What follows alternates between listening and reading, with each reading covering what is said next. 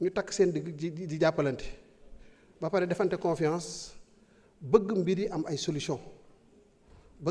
solution l'honorable député Aïssata Tall Sall laaj na léegi question bu am solo mu ne sa déficit budgétaire bi ma yokk sax sa besoin de financement bi de manière générale noo koy financer mais c'est une question pertinente c'est une question très pertinente waaye balaa ñu faa agsi déficit budgétaire bi aspect yi commenté yi ñu ci def loolu duggul ci déficit budgétaire bi la ñuy def ci recettes yi def ko ci rationalisation yi loolu moom mooy sécréter le déficit budgétaire donc la ñuy def foofu déficit budgétaire bi mucc na ci maintenant c'est une fois qu'on a défini le déficit budgétaire xool toutes les autres opérations de trésorerie ba arrêté ne lii mooy suñu besoin de financement que les services travaillent sur un plan de financement ñu identifier tout ce que nous devons aller rechercher ak fan lañ koy rechercher ma profitoo nag ci répondre ci question boo xam ne mi ngi commencé bëri mi ngi commencé yàgg te wax dëgg yàlla ñi koy wax ce n'est pas de la politique politicienne waaye bu ñuy liggéey ku ci wax loo xam ne bokku ci ak respect bu ñu la mën a jox dinañu jël lu nga xam ne bokku ci génne ko ci ba mu set du yebaate du manquer de respect mais c'est rétablir la vérité par respect pour ceux-là qui passent des nuits à faire ce travail-là. Ñi ngi wax retard yi c'est vrai peut-être que les gens peuvent dire que loi de finances rectificative dafa ñëw en retard mais pendant plus d'une semaine des gens ont passé la nuit au bureau bàyyi seen kër yi pour mën ko am parce que les données ont changé ñëpp xam nañ ne Trump dafa ñëw am une orientation politique bu bees modifier l'architecture commerciale internationale à travers une politique de droit de douane mu am ay implications sur le niveau de production mondiale ñu gis ce qui se passe dans le Moyen-Orient mu am ay implications des implications importantes sur le dollar sur le truc sur la désarticulation des chaînes d'approvisionnement ainsi de suite bu ñu taxawee foofu ñu defaat suñu programmation gis ne suñu investissement yi suñu production intérieure brute bi dafay wàññeeku de 907 milliards de francs CFA ñu ne loolu kat suñ ko boolee ak yeneen facteurs yi accompagner économie bi suñu recettes yi mënatul nekk fi ñu ko xalaatoon man du ma nekk ministre des finances boo xam ne day dem ba 31 décembre mu xam ne atteindre ay recettes am mu ne nañ jël recette janvier ak février dugal ko ci année bi du ma ko def ce n'est pas de la transparence ce n'est pas de la responsabilité moo tax ma ñëw fii ne 260 milliards yi ñu doon xaar ci recettes yi duñ ko jot c'est de la responsabilité on l'assume mais yamuñu foofu parce que nous nous sommes engagés avec nos partenaires techniques et financiers sur une trajectoire de consolidation budgétaire difficulté yaa ngi fii mais difficulté yi bu leen fàtte ne ñi fi nekkoon et c'est une question de régime c'est pas une question de fonctionnaire de trucs et autres c'est une option politique bu nit di jël on ne se préoccupe pas maintenant de trucs ki ko jëloon ci yan anam la ko jëlee woon lan moo nekkoon ay objectifs am on constate juste que nous étions à 11,6% de déficit budgétaire foofu la problème bi nekkee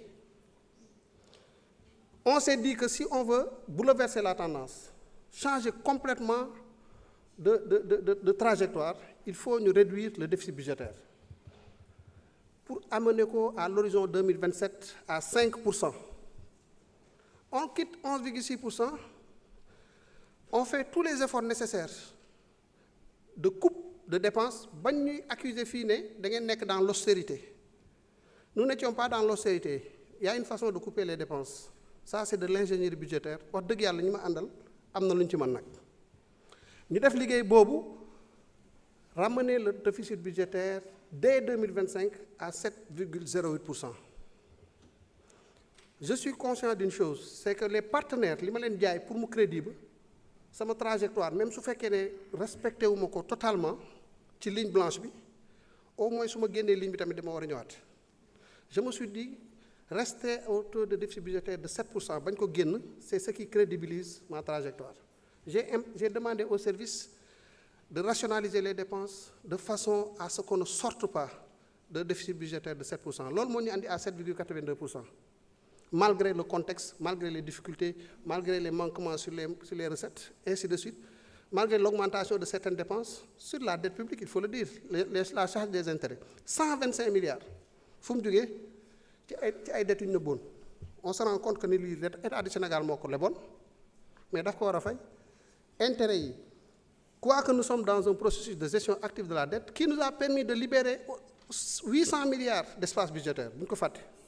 La gestion de la dette publique, gestion active boobu ñu nekk di def nii, permettre nañu rien que sur 2025 de libérer de l'espace budgétaire à hauteur de 800 milliards. léegi nag loolu su amee dañuy redresser mbir yi dañuy dox jëm ci sur la question de la dette vraiment 5000 et quelques milliards de besoins de financement, dont les 4000 et quelques milliards relèvent du remboursement de l'amortissement. Loolu du dette bu bees pour ko xam loolu c'est pas de la dette. Abdoulaye Ndiaye honorable député doon na fi wax les histoires de flux et de stock. Da nga am dettu 100 ren war nga ci fay 10. Tu vas sur le marché nga lever lui correspondre à ce 10 là. Da nga koy stocké waat ko da nga koy déstocké ko c'est-à-dire que tu enlèves et tu remets en attendant que la consolidation budgétaire, le retour au déficit de 3% nous ramène à des niveaux plus acceptables. En attendant que ce que nous faisons sur le refinancement, sur le recyclage d'actifs, sur les opérations de garantie, avec les partenaires techniques et financiers avec qui nous discutons, qui ont déjà montré de l'appétit. Afreximbank, je peux le dire, nous sommes sur une opération de garantie avec Afreximbank pour le financement. Nous sommes sur une opération avec Africa 50 sur un recyclage d'actifs. La BOAD qui a une offre comme ça. La Banque mondiale sur d'autres opérations, sur au moins 2 instruments. Pour nous, c'est ce que liggéey bi te loolu la ñu war a def te ñu ngi ci di ko def. Léegi nag le besoin il est important. Une bonne partie peut nous provenir de nos partenaires techniques et financiers, le Fonds monétaire international notamment. Nous travaillons à réunir toutes les conditions pour renouer avec le fonds. S'il est possible de capter les ressources du fonds, nous captons. Sinon, qu'on puisse combler le gap de financement. Mais le plus important, c'est de normaliser nos relations avec le Fonds monétaire. Xam nga lu tax parce que ñun nekkuñu Sénégal kese dañ nekk ci réew mi am notre opinion, notre population am nu ñu warloo ak moom. Mais nous avons nos partenaires techniques et financiers qui nous ont donné leur argent, ñu am ay engagement ak ñoom.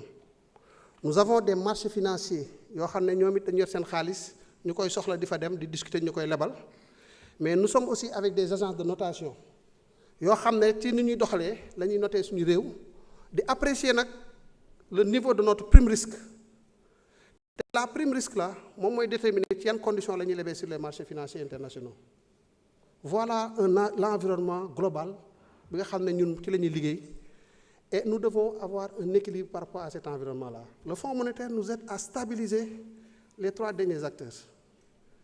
Si on arrive à normaliser avec le fonds, mais le fonds ne nous enseigne rien, le fonds ne nous apprend rien, il y a des principes en matière de gouvernance financière et budgétaire.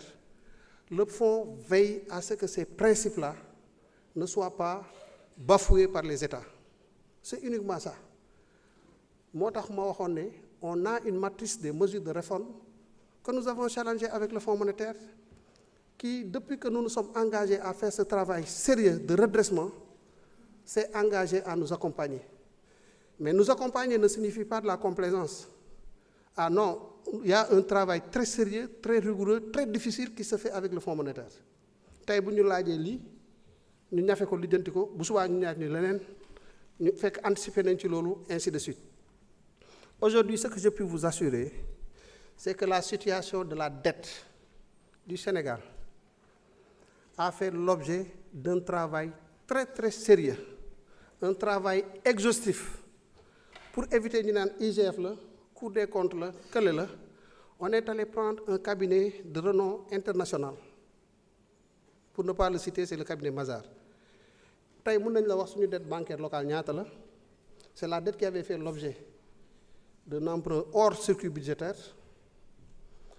Mën nañ la wax sur la dette de notre secteur public secteur parapublic ñaata la mun nañ la wax la dette du secteur, la dette extérieure ñaata la exactement et comment ces ressources ont été utilisées. Et c'est ça la responsabilité. Et c'était le dernier acte qu'il fallait régler pour éviter que demain ñu dem ba ci biir ñu gisaat ne ndekete ba tey amoon na ay données yu kii woon loolu lu muy andi mooy beneen situation de misreporting avec le Fonds monétaire. Voilà le travail qui est fait. Nous le faisons avec le plus grand sérieux. Defuñ ko pour Massamba wala Mademba mais dañ koy def parce que réew mi moo toll foofu te moo ko laaj. Léegi nag yenn kii yeeg yooyu yenn considération yi je pense pas que mu am solo trop li ma xam daal mooy sujet yi ñu fi abordé yépp mu nekk des sujets de préoccupation. Honorable Thierno Alassane Sall wax na fi sànq sur l'enseignement supérieur mais ci yooyu lañ nekk justement et c'est ce qui rend le travail exaltant en dépit de la difficulté. C'est que yaa ngi am ay jafe-jafe ak yooyu mais malgré tout ça tu fais focus sa kanam. Tu as un agenda national de transformation qu'il faut internaliser. Internaliser, ça, qu'est-ce que ça signifie? Ça signifie que l'agenda national de transformation, c'est une vision globale. Ministère bu nekk, secteur bu nekk, dafa war a internaliser cet agenda-là dans son secteur. Le ministère de la Santé dafa war a am agenda national de transformation dans le secteur de la santé. Éducation, agenda national de transformation dans le secteur de l'éducation. Et ainsi de suite, ainsi de suite. Moo tax le 14 octobre si vous vous rappelez ci lañu def présentation bi à Diamniadio de l'agenda national 14 octobre ci lañ doon déposer la loi de finances à l'Assemblée nationale. Ñun le 14 octobre a été le point de départ de notre travail budgétaire parce que l'Assemblée n'existant plus on s'est dit au lieu que ñuy préparer benn document qui serait rapidement en déphasage mais mettons les bouchées doubles pour le mettre à jour en tenant en compte toutes les nouvelles préoccupations des autorités. ñu jéem a doxal ce premier effort a été fait. L'agenda national de transformation fait aujourd'hui l'objet d'une déclinaison par lettre de politique sectorielle.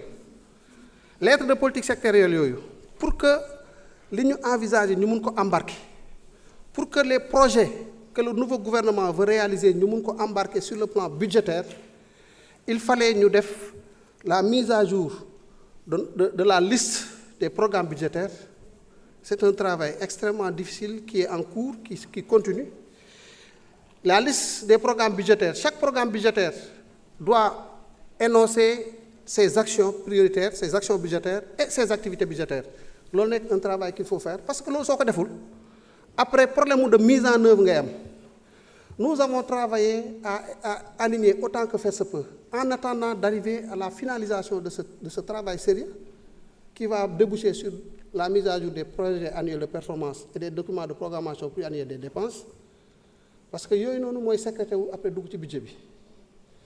Le budget, vraiment c'est une méthodologie, une méthode, une technique qui permet après, au moins, quand tu exécutes, si tes objectifs stratégiques sont vraiment alignés à tes actions et activités, qui te permettent d'impacter. Et les indicateurs de performance sont ciblés de façon à ce que nous permettent d'absorber et d'avoir de la visibilité sur ce que nous faisons, les engagements que nous prenons, les ambitions que nous nous fixons et le niveau de marche vers ces objectifs-là. Véritablement, voilà le travail qui est en train de se faire. Et la loi de finances rectificative implémente ce travail. Les investissements publics financés sur ressources internes ont baissé, c'est vrai, nous l'assumons. Nous l'assumons, ça a baissé. Lu tax mu baissé junni lañu am junni yi juróom-ñetti téeméer yi financé nañ ko ci ay investissement projet yoo xam ne démarré na ak ay partenaires étrangers 200 wala ñaar téeméer moo la dese pour sa junni nga xam ne ñaar téeméer yooyu ci ressources internes yi nga ko mën a lijjante parce que ressources externes yi def nga say convention de financement am ay engagement vis-à-vis des partenaires ba ñu commencé liggéey boobu. Abdourahmane Sarr le ministre de l'économie mon ami dafa am wax bu muy wax bu am solo mu ne un pont kenn du ko arrêté au 3/4 maanaam pont doo ko liggéey ba mu àgg 3/4 d'exécution nga ne damay taxaw dem defi leneen en attendant d'identifier les projets qu'on peut décélérer toujours ci exemple am route bu waroon dem Saint-Louis dem ba Louga mën nañu apprécier ne mën nañu taxaw Louga su fekkee ne les nouvelles autorités ont des orientations yu ko justifier et c'est ce travail-là que nous faisons au quotidien et à chaque fois qu'on aura des résultats nous n'hésiterons pas à les internaliser dans le dispositif et à revenir ici pour que ngeen apprécier ngeen approuver ko parce que li ëpp solo mooy au moins ñun ñi ngi ñëw fii di andi li ñuy def ñu koy approuver mais li fi nekkoon mooy da ngay bëgg def leneen nga dem waxtaan ak ay kii yu la financé nga def ko kenn du xam kenn du yëg donc apprécions ce que nous faisons les efforts que nous faisons j'aime bien la dimension critique ici à l'Assemblée. Honorable Tapsir Thioye, c'est un plaisir de l'écouter mu critiquer apporter ay kiyam ma xool lan moo ci mën a jëriñ li ñuy def ñu internaliser ko il y a des députés comme ça mais ñun loolu lañ def on écoute tout le monde et à chaque fois que c'est positif à chaque fois que ça nous permet de nous remettre en cause nous le faisons Abdou Mbow ci commission yi il a rappelé que le fonds intergénérationnel mi ngi woon présidence on l'a transféré yóbbu ko ministère des finances et c'était sur sa demande on l'a fait parce que ça n'altère en rien le travail que nous faisons au contraire ça peut donner plus de lisibilité pour nous mais en procédant à l'ancrage institutionnel au niveau de la présidence de la République loolu c'est une option politique pour dire que les fonds intergénérationnels xëy na bëgg naa dans l'utilisation des ressources pour l'investissement may am une visibilité continue xëy na loolu moo tax ñu defoon ko noonu mais suñu gisee ne on peut le faire au niveau du ministère des Finances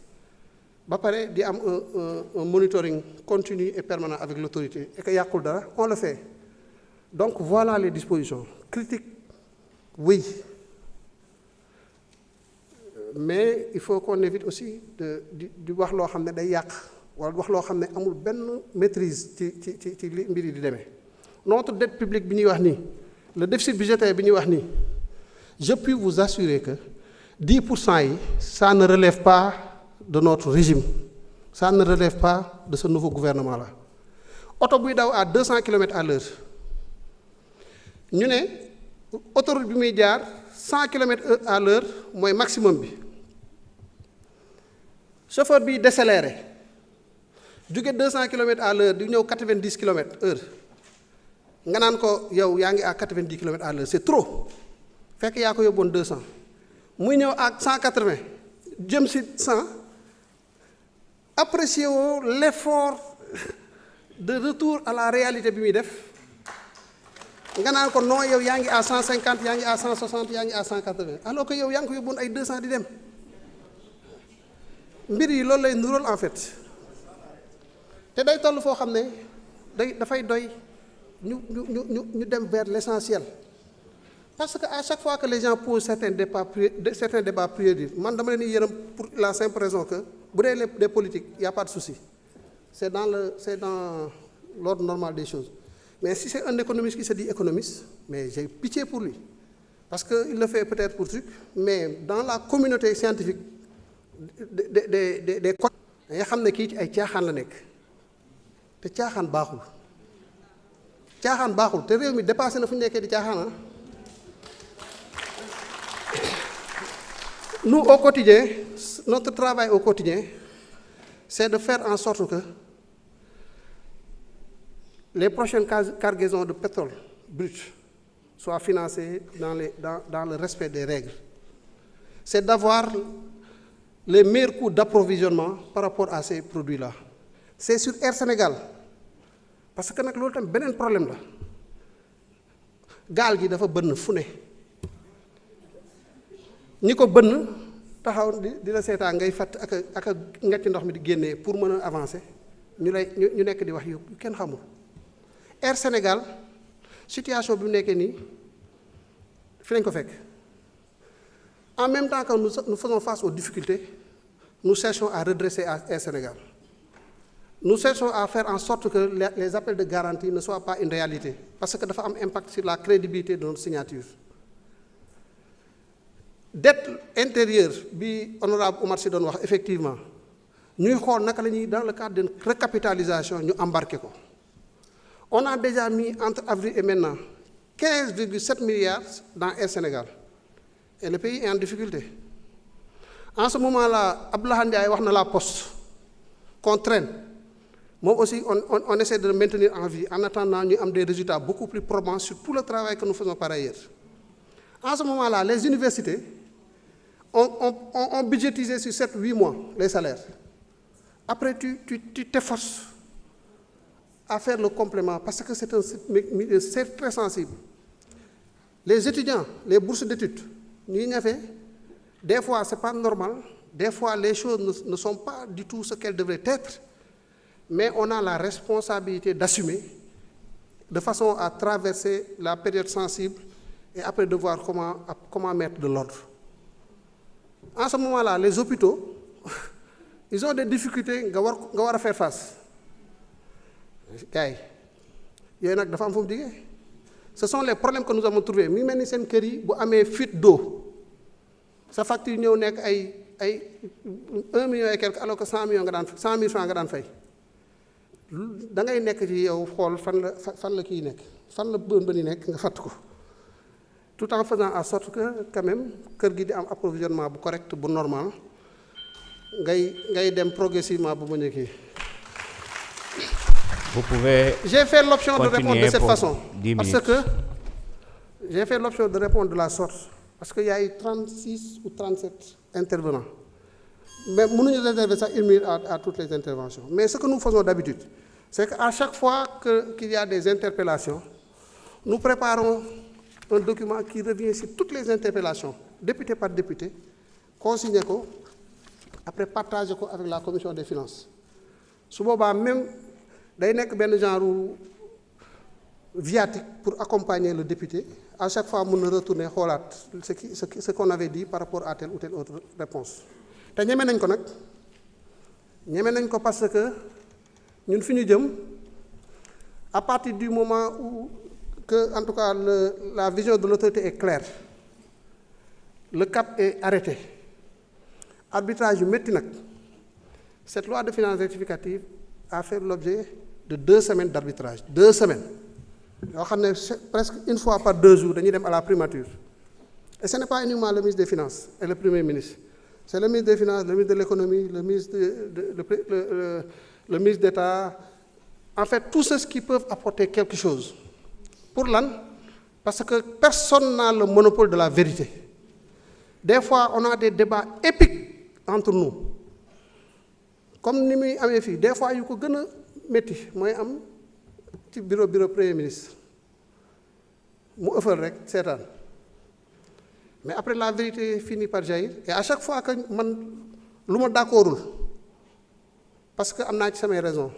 Mais si nous décidons de lire, quoi que d'accord, mais je vais reconnaître que nous avons une autorité qui a une vision. Et c'est ce que nous avons fait. On arrive toujours à se retrouver autour de l'essentiel. Et à chaque fois, en tout cas, qu'on se rendra compte que fini Djemni, on a des difficultés particulières pour telle ou telle autre raison. Nous sommes les premiers à poser ces difficultés sur la table, à voir comment les surmonter, à trouver des solutions opérationnelles et à les proposer aux autorités. Donc, soo amee façon de pilotage boobu da ngay am yaakaar ci ne bu ñu jàppalantee dinañ mën a arriver à l'essentiel. Je suis d'accord au moins avec l'honorable député Djimbo Souare, avec l'honorable député Aïssata Tall Sall, sur un point, sur les questions budgétaires sensibles, d'endettement et autres. Ne sillons pas la branche sur laquelle nous sommes assis. C'est un travail de responsabilité que de se rendre compte de l'ampleur des difficultés, mais c'est une responsabilité que de se dire qu'au moins sur ça, faisons le maximum pour doter des moyens qui nous permettront de traverser. C'est un voyage à pirogue. Amul escale ci diggante bi maanaam tukki gaal la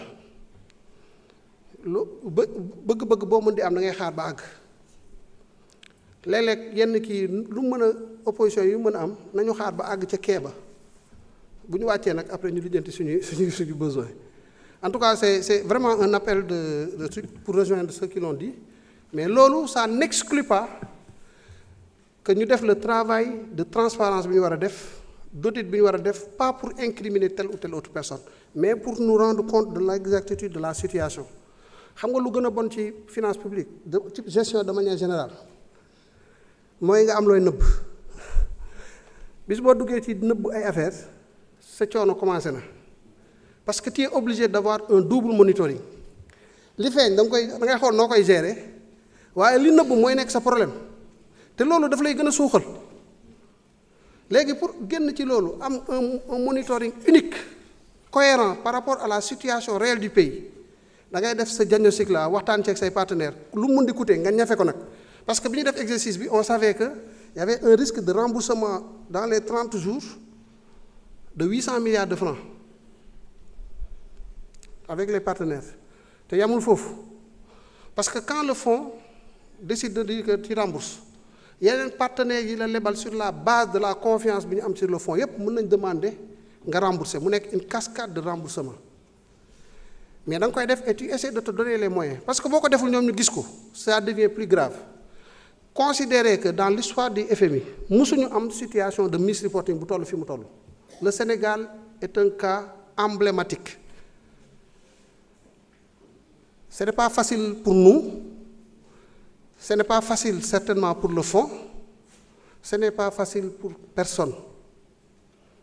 Mais avec la façon, avec la matrice des mesures de réforme, nous avons nos partenaires qui ont léeg-léeg ñu am ay opposition aussi si ay points seen dette bi toll na niveau boo xam ne mënatoo leen ko gérer restructuration nga ñëw nga ne leen kaay leen ñun toll ñu situation bu ñu war a restructurer pour telle raison telle raison telle raison hypothèse yaa ngi nii nga wane le profil de dette bi nga am wane ci yow ce que tu comptes faire ak ban impact la mun a am sur ça c'est des techniciens sur ces questions da ngeen di juboo demoon nañ benn moment ñu ne ñu audit spécial ñoom bi ñu wan leen ne ñun audit spécial audit li ñu ci def kenn xamul tool audit même Cour des comptes teg nañ ci beneen travail boo xam ne c'est plus exhaustif que l'audit parce que audit ay échantillons lay ci lay fondé wu ñun le travail que nous avons fait c'est un travail qui se veut exhaustif yamatul ci ne dañuy jël échantillon nii partenaire par partenaire bailleur par bailleur lijjanti nañ ko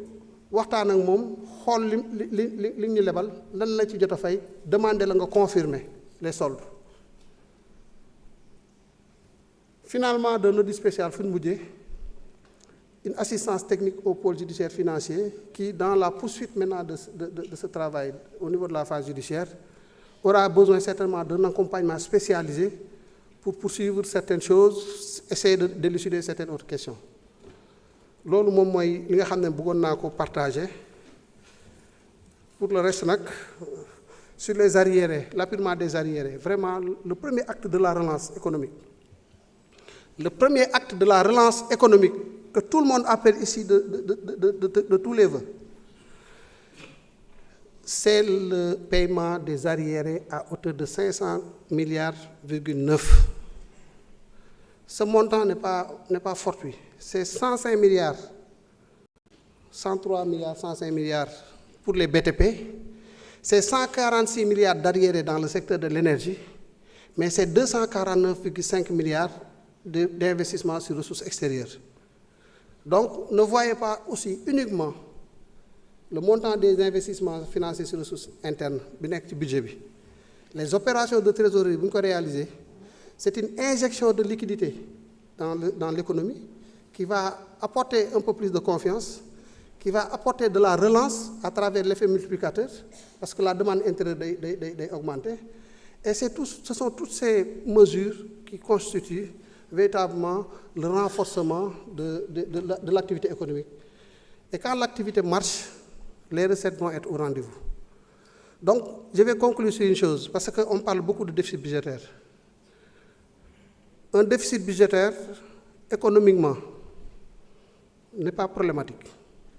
Ça, il faut que les gens le sachent. Déficit budgétaire, c'est un indicateur important pour permettre à ce que le régime ne dérape pas, que nous n'importe quoi, pour qu'on ne vive pas au-dessus de nos moyens. Mais un déficit budgétaire peut relancer une machine économique. c'est toutes les théories keynésiennes et autres là sur la croissance économique. Pays bu nekkee dans une zone monétaire nga xam ne sa politique monétaire daf ci renoncer au profit d'une instance comme la BCEAO qui a un ancrage sous-régional. Tu renonces à ta politique monétaire. Tu n'as finalement que la politique budgétaire pour impacter et faire de l'économie. Politique budgétaire bobu, la synthèse des instruments, c'est le déficit budgétaire. Parce que le déficit budgétaire a deux sous-dimensions. La politique fiscale, comment modeler notre fiscalité de façon à impacter notre économie, ou comment agir sur nos dépenses publiques de façon à rester dans les limites normales qui nous permettent de tenir. Ce déficit budgétaire, c'est le seul instrument que nous avons. Si nous réussissons à atteindre la consolidation budgétaire en 2027 et que nous réussissons le pari sur l'agenda national de transformation avec le portefeuille de projets pertinents, nous avons les actions et les activités pertinentes pour atteindre ces objectifs-là. Tu pourras te permettre des fois de creuser un déficit. Étant entendu que le déficit te permet de relancer ta croissance économique, donc ton PIB, et après d'impacter sur tes recettes. Et finalement, tu as un cercle vertueux. Ce n'est pas facile, hein? Mais on peut y arriver. Et nous nous donnons les moyens d'y arriver. En tout cas, c'est l'engagement de tous ceux que vous voyez de ce côté-là et de l'autre côté.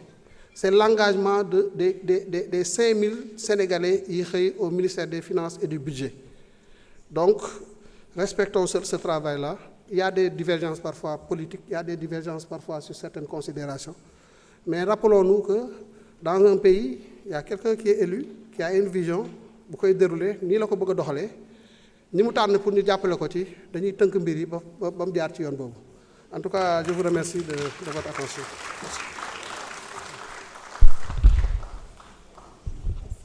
Je vous remercie, Monsieur le ministre des Finances et du Budget. Mes chers collègues, la discussion générale est close. Nous passons au vote des articles du texte de la loi. Monsieur le rapporteur, vous avez la parole pour la lecture des articles des dispositions relatives aux ressources.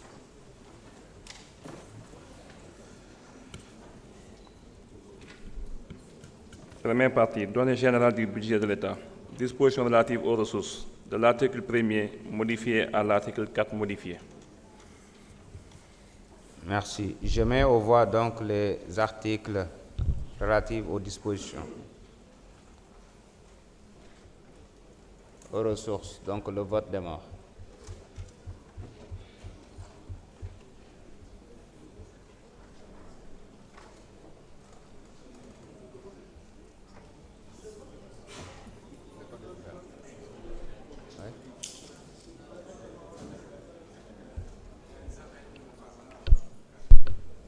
Veuillez vous signaler, comme ça les agents vont passer.